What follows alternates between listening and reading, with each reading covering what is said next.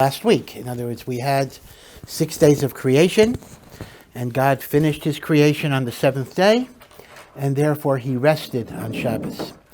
And Shabbos reappears, of course, in the Ten Commandments and a number of other places as well. It's interesting that the Torah describes Shabbos that Vayichal Elokim Bayom Hashvi'i Mikol Malachto Asher Asah. That means Hashem finished on the 7th day all of the work of creation. So the question is very obvious. What do you mean Hashem finished on the 7th day? The other way around. Hashem finished on the 6th day and he rested on Shabbos. How can the Torah say God finished his work on the 7th day? So Rashi gives two very interesting explanations.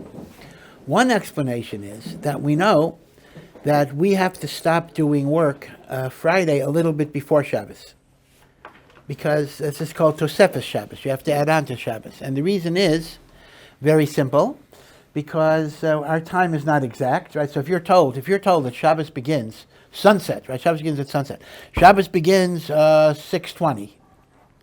So are you going to do malacha till 6:20? You would be crazy, because what if your clock is 2 minutes slow, etc.? So obviously you have to start a little earlier. But that only applies to a human being who is never exact in terms of their time. But God could work up until 6:20. So therefore, God was still doing work for what would have been Shabbos for me, meaning I would have stopped at 6:18, but God was still creating at 6:18, and therefore when it says God finished his work on the 7th day, he means what would have been the 7th day in terms of my observance, because I would have to start keeping Shabbos earlier. That's one explanation. But then Rashi says another explanation, which is very interesting. God actually created something on the 7th day. He created something, because what was the world missing? The world was missing menucha. The world was missing rest. Hashem created rest on Shabbos, the ability to stop. It's fascinating that we normally would not look at that as creation. We would look at menucha as the absence of creation. But you see that just like we would look at dark, right? We would look at darkness as the absence of light. But you see that the Torah considers darkness to be a creation. God created light, and God created darkness, and the light, the ohr, was called Yom, and the darkness was called Lila. And so too, God created work, and God created rest. It's hard for us to fully understand what that means, but that was created on Shabbos. The concept of rest came into the world on Shabbos. Now, if we go forward into the Ten Commandments, we actually see that the 4th commandment is observing Shabbos. But there's an interesting problem here, and that is there are 2 different versions of the Aseres HaDibros. The 10 commandments are repeated twice in the Torah. The first time is in the book of Exodus, Parshas Yisro. That's when we got the 10 commandments. The second time is when Moshe Rabbeinu is reviewing the Torah in the book of Devarim, the book of Deuteronomy. So in Parshat V'eschanan, Moshe goes over the 10 commandments a second time, right? So in Yisro, in V'eschanan. Now people make a mistake. Some people say, "Oh, that's clear, because in Yisro is the first luchos that were smashed, and V'eschanan is the second luchos that were not smashed." But that's really not at all clear, because when Moshe is going over the luchos the second time, he is describing the Matan Torah of Yisro. He is not describing the second luchos. He is describing the first luchos. So the problem is, though, if you compare the 2 versions of the 10 commandments, they are around 90% the same. But there are some differences. There are some differences between version 1 and version 2. And the most important differences actually are in connection with Shabbos, the fourth commandment. And that is, in Exodus, it begins the commandment, Zachor es Yom HaShabbos l'kadsho. Remember the day of Shabbos to keep it holy. Zachor. In V'yaschanan, it changes the first word. So instead of Zachor, it says Shamor. Observe the day of Shabbos. So the question is, which did God say? Did God say Zachor? Or did God say Shamor? So the Chazal say, Hashem said both words at the same time. So we actually heard two words, and that is in L'cha Dodi, the beautiful song by which we welcome the Shabbos. So the first stanza says, Shamar v'zachar b'dibur echad. Shamar and Zachar were said in one word. One word. Zachar is in Yisro. Shamar is in V'yaschanan. Now you may ask me a question. Since Zachar is earlier than Shamar, so why does the poem say Shamar v'Zachar were said in one word? It should say Zachar v'Shamar were said in one word. And the answer is very simple. L'cha Dodi is an acrostic in which the first letter of every stanza is supposed to spell the name of the author.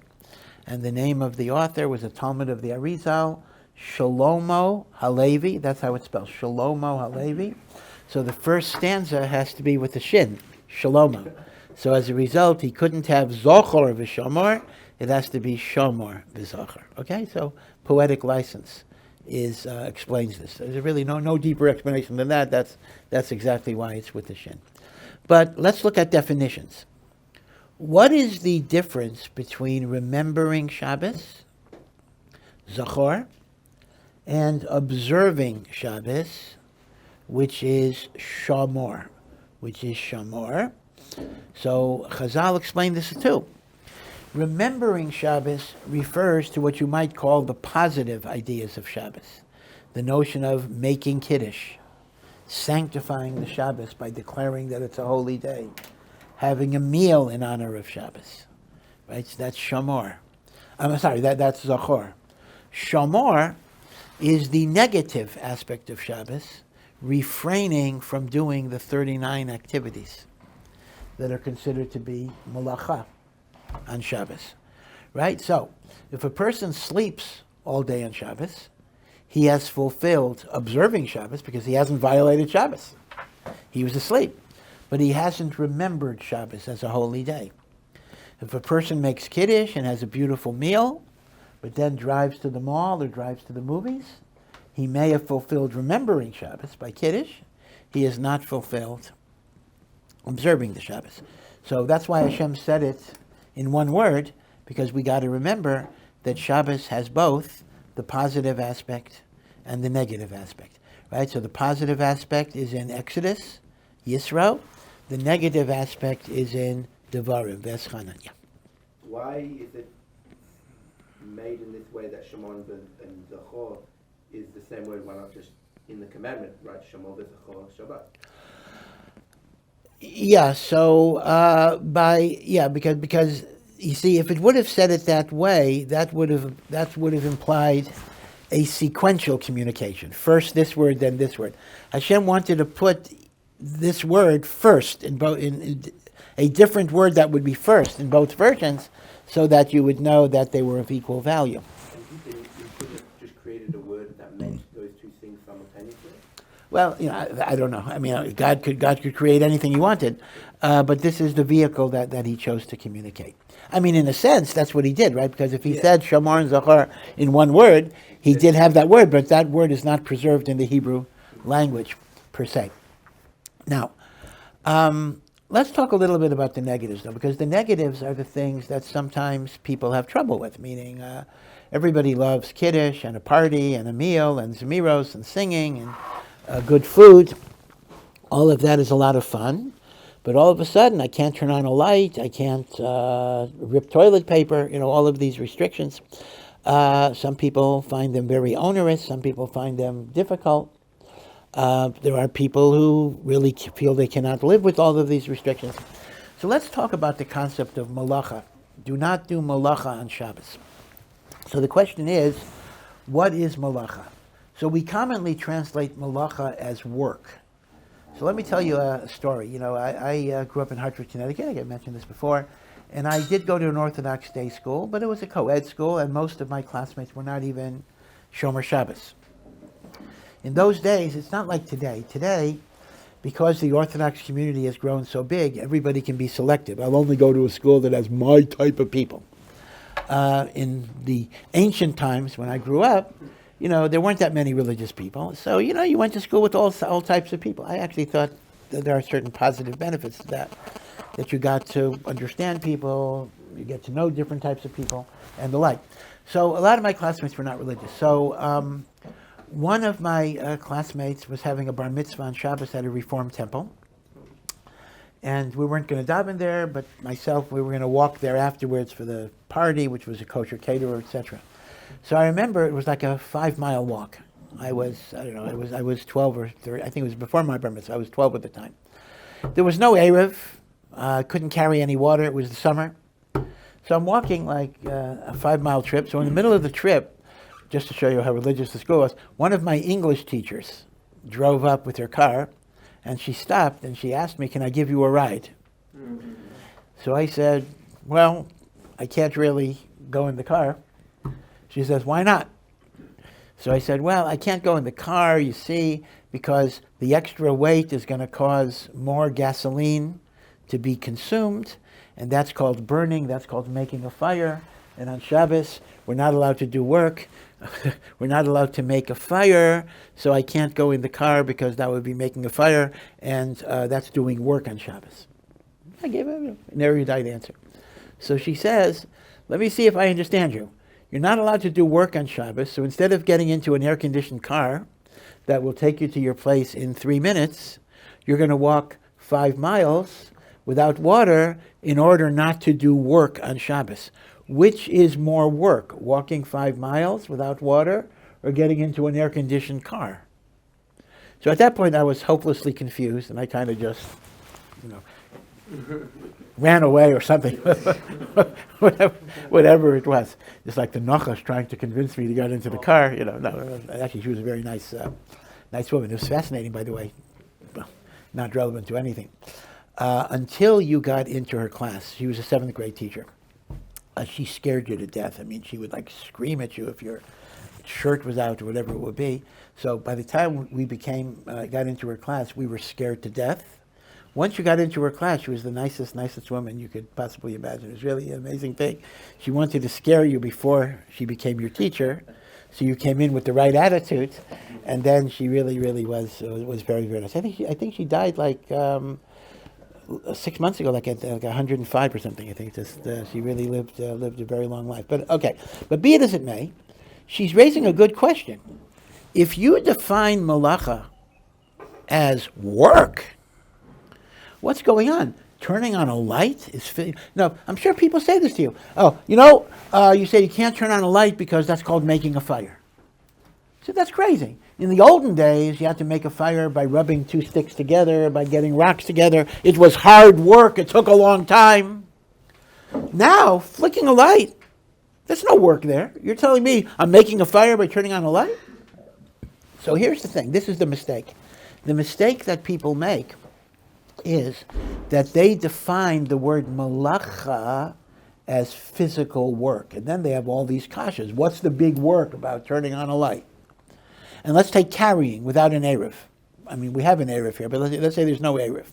So I'm not allowed to carry the tiniest little thing in my pocket. If I have a paper clip in my pocket and I walk outside from an enclosed area to an open area, I'm chayav misa because I did work. But as long as I'm in the house, I could schlep tables and lift weights, and there's no malacha. Now, obviously, the work of schlepping a table is a lot more than the work of carrying a paper clip in my pocket. And yet, one is malacha, and one is not malacha. right? So because of this, Rav Shimshon Raphael Hirsch offers a very, very important insight. And he says, the word malacha does not mean physical work. The Torah does not prohibit physical work on Shabbos. Malacha refers to creative activity that demonstrates man's mastery over the natural world. So, plowing, planting, harvesting, threshing, grinding, baking, skinning an animal, making it into cloth, weaving. What makes something a malacha is not the physical exertion. What makes something a malacha is the demonstration of man's control over his environment. Even carrying, by shifting the location from a private domain to a public domain, that's considered to be a certain mastery over nature. And therefore, the fact that turning on an electric light or turning on a laptop is not physically as difficult as the making of a fire in the old times. But if anything, there's more of a mastery, more of a control, more of a demonstration of my capacity. So what's the idea? The idea is that since Shabbos is a celebration of God creating the world, I celebrate by refraining from exercising my creative dominion over the raw materials of nature. This is a very, very important insight, because that explains that the key to malacha is not physical exertion. The key to malacha is mastery and control and domination over the raw materials of your environment. That is actually why, according to the Doraisa, purely destructive acts are not malachos. An example, the Torah prohibits building. You can't build on Shabbos. But it only prohibits demolishing a building if you're demolishing for the purpose of building on site. Meaning, if I took a wrecking ball and simply destroyed a building, even though that's a lot of physical effort, I would not have transgressed. Doraisa, not rabbinically, a lot of things are usher, of course. But Doraisa, purely destructive actions which have no constructive purpose are not called malachos, because they don't demonstrate your ability to control nature and the like. Yeah. What about creating foods on Shabbat that isn't in the form of cooking, such as making a salad or even setting up a table, for Shabbat? You're creating a plate. Yeah, obviously there's a certain amount of creativity in everything, but on the other hand, remember the Torah also wants to balance not making your life too unpleasant. So in a sense, the Torah accommodates things for the honor of the Shabbat. Now, the one big question that people do ask is this. If we were to ask what is the highest form of creation that a human being is capable of, it would be the creation of human life. Pregnancy, conception. And yet we know that on Shabbos, not only is marital relations permitted, but marital relations is even encouraged Friday night. That's considered to be a special zman that's miyuchad for the intimacy of husband and wife, which could result in a pregnancy. So people ask the question, if you're not allowed to create new things on Shabbos, that's what the malachos are about, then why does God allow you to create life on Shabbos? It's a partnership. Right. So someone is saying that if you do a malacha with two people, doraisa, it's mutter, meaning if you and I carry something, so under Torah law we didn't do a malacha because it was done in partnership. The creation of life is always a partnership with God, man, right? God, father, mother, right? So it's like shnayim sha'asu. But be it as it may, Kabbalistically, the notion of marital intimacy on Shabbos is very, very deep, because on Shabbos, our relationship to Shabbos is very, very strange a little bit. It's kind of androgynous in the following way. Shabbos, in some midrashim, is called the bride, and the Jewish people are called the groom. So we're the chassan, and Shabbos is the kala. That's one metaphor. But then there's another metaphor.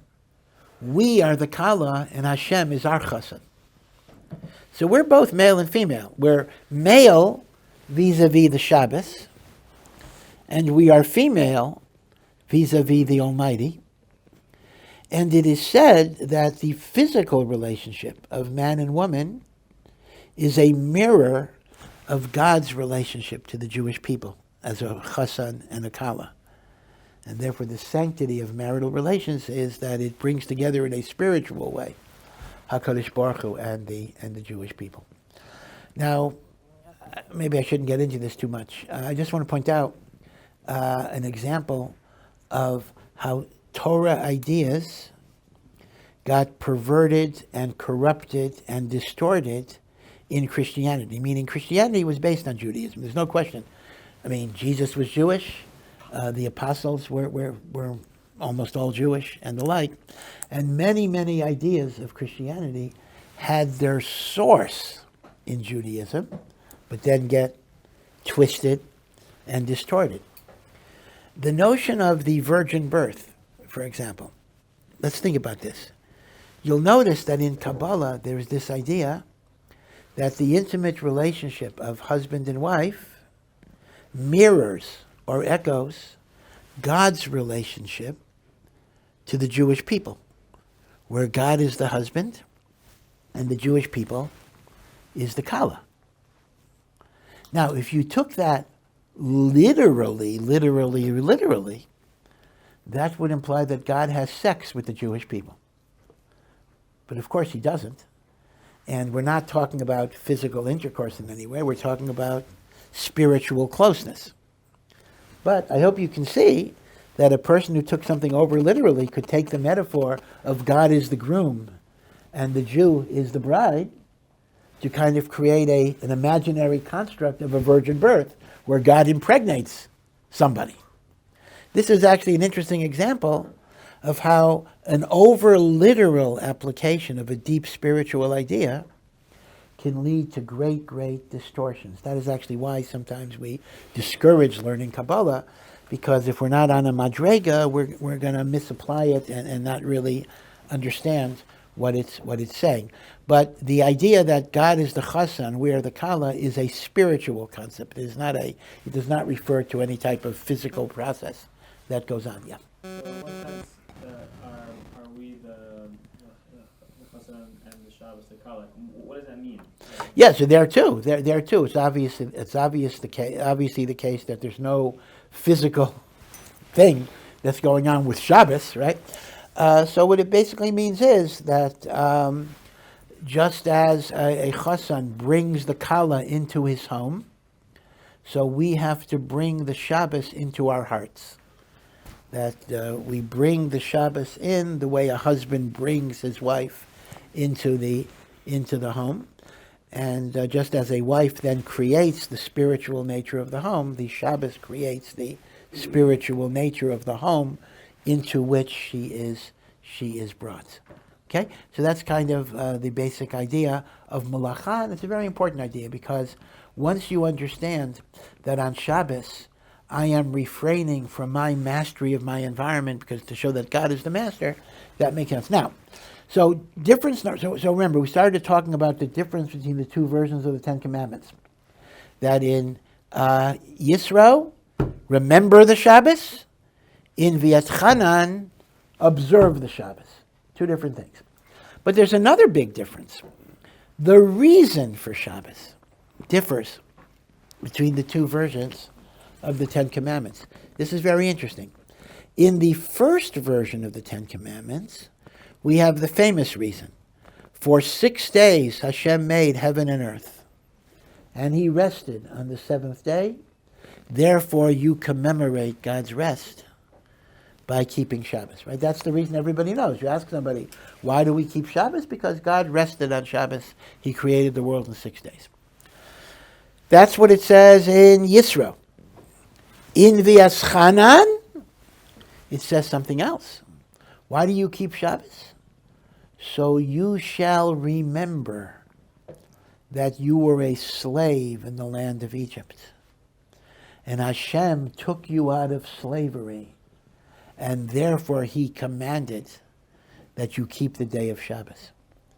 Kind of strange. In other words, according to Yisro, Shabbos commemorates Brias HaOlam, the creation of the world. According to V'eschanan, Shabbos commemorates Yetzias Mitzrayim, the Exodus of Egypt. And you'll recall, by the way, that in Kiddush, we say Zecher, a remembrance of Yetzias Mitzrayim. Now the question is, how does Shabbos commemorate the Exodus? I mean, God rested on Shabbos before there was an Exodus. How is Shabbos connected to Yetzias Mitzrayim?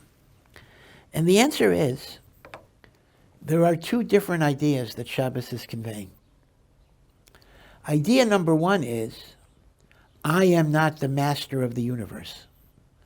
Right? God created the world in 6 days and rested on Shabbos, therefore I refrain from exercising my control over the world because I'm acknowledging that Hashem is the master of the world. So Briat HaOlam conveys the lesson, I am not the master of this world. But Yetzias Mitzrayim conveys another idea. The world is not a master over me.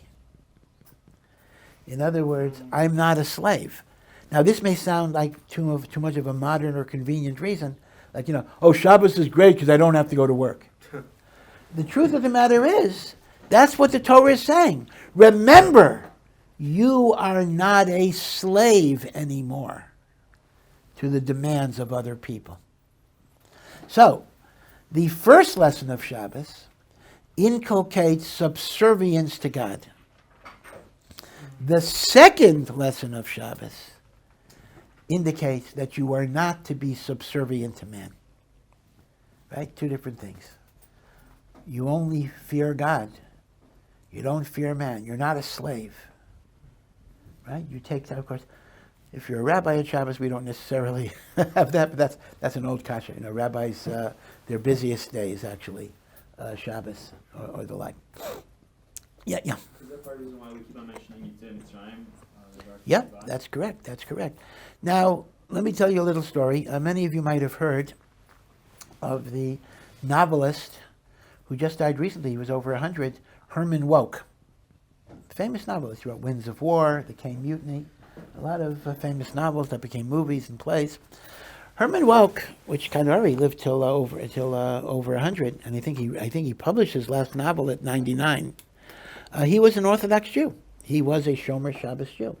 He was born into an Orthodox family. I think he left it for a while, came back to it, and most of his life he was a Shomer Mitzvos. And in fact, he actually wrote a very excellent book about Judaism, one of the first, what you might call Kiruv books. This Is My God. You can get it on Amazon. I think he did a second edition just a few years ago, but This Is My God goes all the way back. It goes back to the 1960s, in which he talks about Judaism and what it means to him and the like. So in This Is My God, he tells the following story. He says that, I think it was after 1950s, whatever it is, they were making a Broadway play out of his novel, The Caine Mutiny. And, you can imagine, I can't imagine, I've never had the experience, but when you're doing a Broadway play, you're working 18 hours around the clock to be sure that you'll be ready for a good play. And the play was going to open up that Saturday night. And Herman Wouk looks at the clock. It's 2 o'clock. Shabbos starts at 5 o'clock, so he has to get home. So he tells his co-producer that, I got to stop now, I'll see you. The co-producer figured he was going to the bathroom or getting a cup of coffee. So he tells Herman Wouk, okay, take your break, but be back in 10 minutes. So Herman Wouk said, you don't understand. I'm not going for 10 minutes. I'm going for 28 hours. I will be back tomorrow night, a half an hour before the show is going to start. And he said, the co-producer looked at him as if he was just astounded. He says, we're opening up on Broadway Saturday night. We're going crazy 18 hours a day. And you're just going to stop 28 hours beforehand and not do anything? How is that possible? That's impossible. And Herman Welk said he realized for the first time what Shabbos actually means. Shabbos actually means, you stop. Unless it is a matter of life and death, pikuach nefesh, no matter what it is, you stop. You are not a slave to your co-producer. You are not a slave to the play. You are not a slave to the deadline. Things will work out one way or the other. And that's the idea of Shabbos as a time of freedom. So I hope you can see there's a little bit of a push and a pull here, because Shabbos is a time of subservience to God, but Shabbos is also a time of freedom from the demands of the world. The world doesn't own me. Now, I would have to say it was this second aspect of Shabbos that was very appealing in the ancient world. Let me explain this. When we think about the Greeks and the Romans, we always think about how much they hated the Jews, all the bad things they did. The Romans destroyed the temple, and the Greeks with the Hanukkah story. But it's interesting that there was a professor at YU who was a Talmud Chacham also. He also died, I think, last year, 2 years ago, Dr. Louis Feldman. He also had Smicha. And Dr. Feldman was the greatest expert on Josephus and classical Greek and Roman literature, really a world-famous expert. And he wrote a very fascinating book, a subject that nobody ever talks about. And that is, he gathered together from many, many Greek and Roman authors the good things they said about the Jews.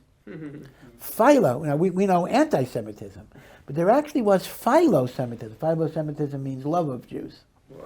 That the Greeks, there were Greek and Roman writers.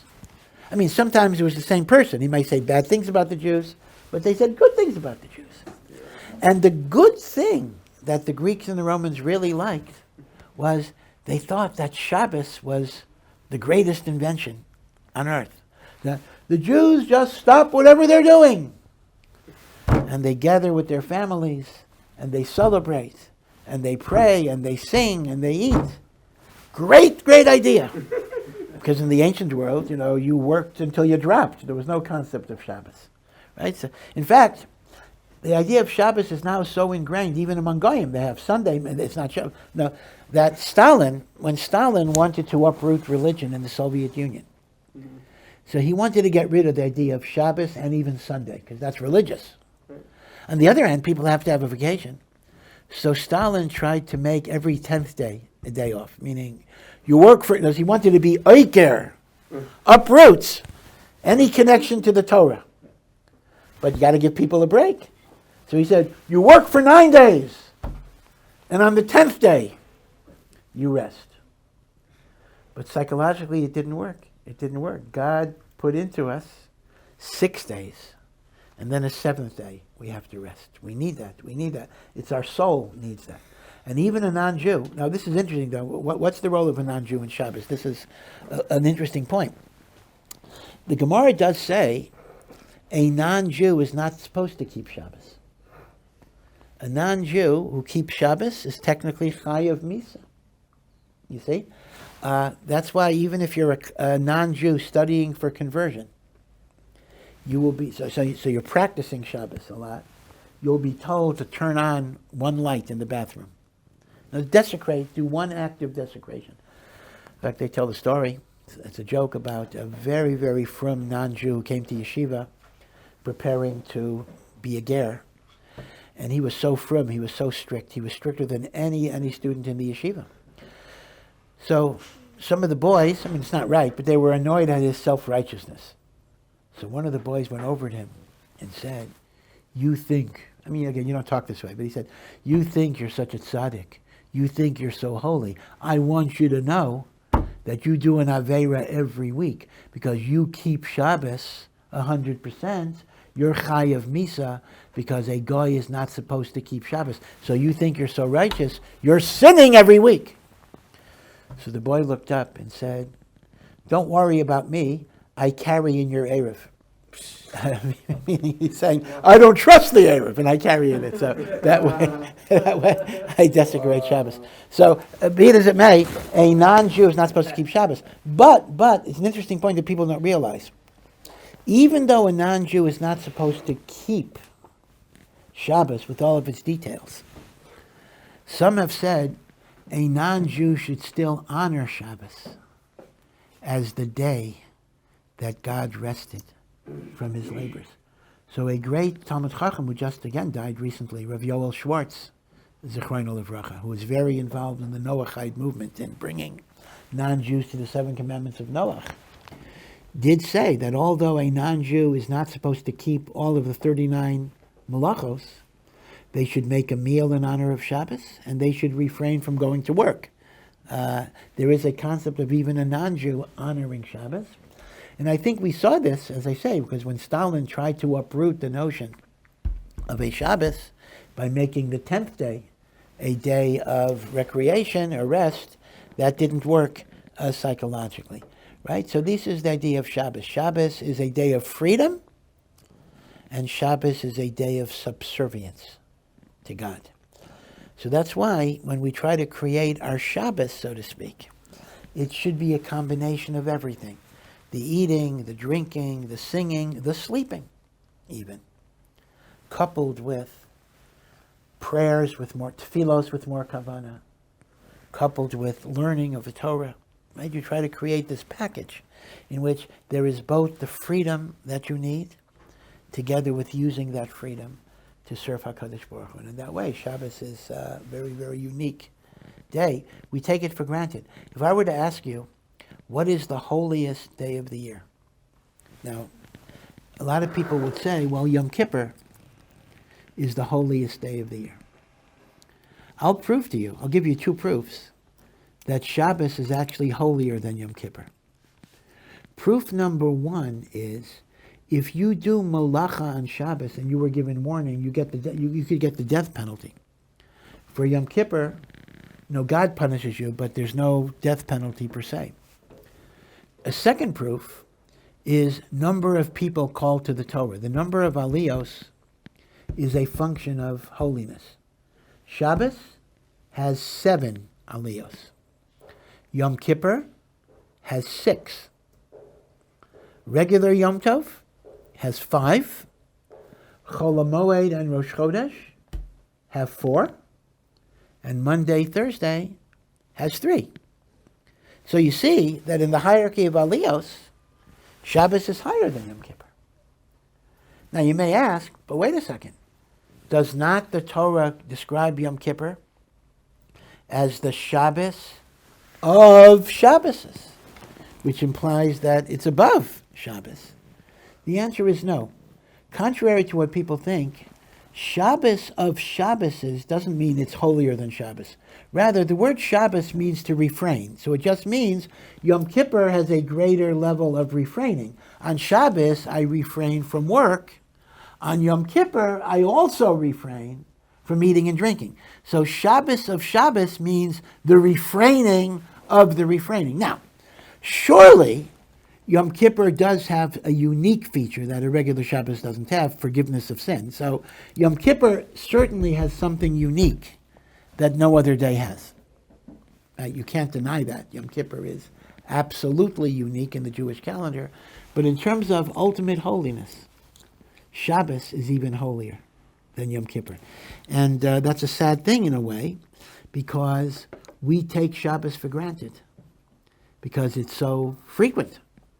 A Yom Tov comes along, it's a very special event. Shabbos, okay, this week, next week, it keeps on coming and coming and coming.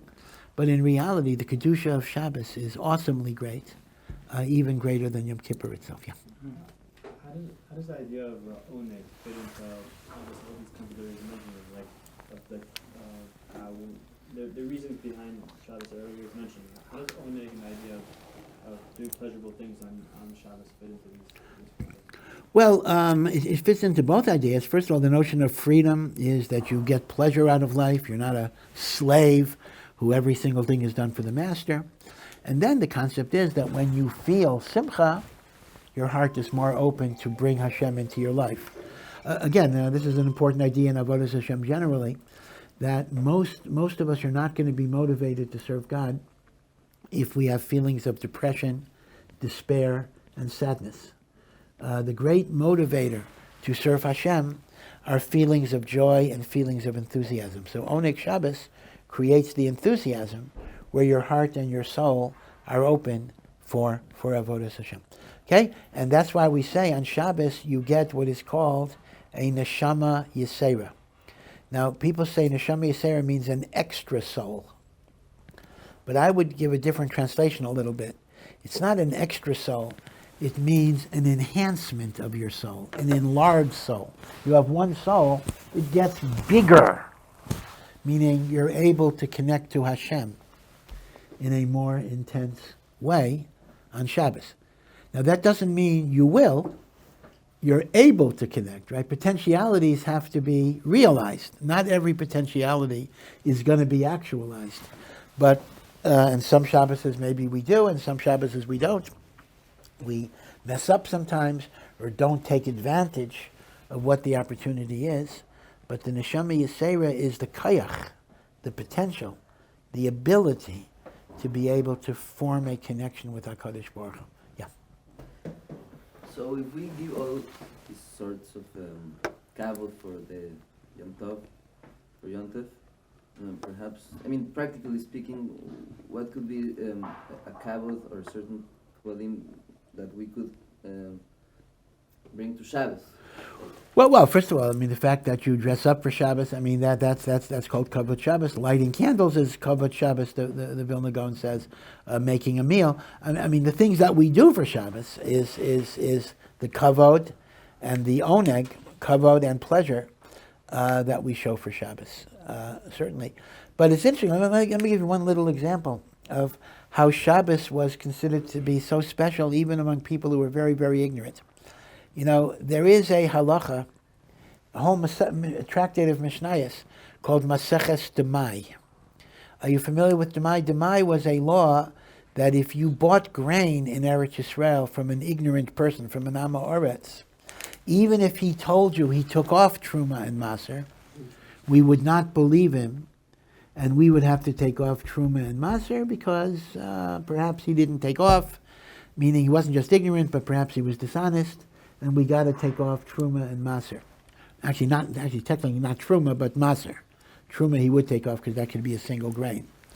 But it mentions if he gives you grain on Shabbos, you are allowed to eat it without taking off Demai, because an Amoritz would not lie on Shabbos. The honor of Shabbos was so great to the Amoritz that he would only tell the truth.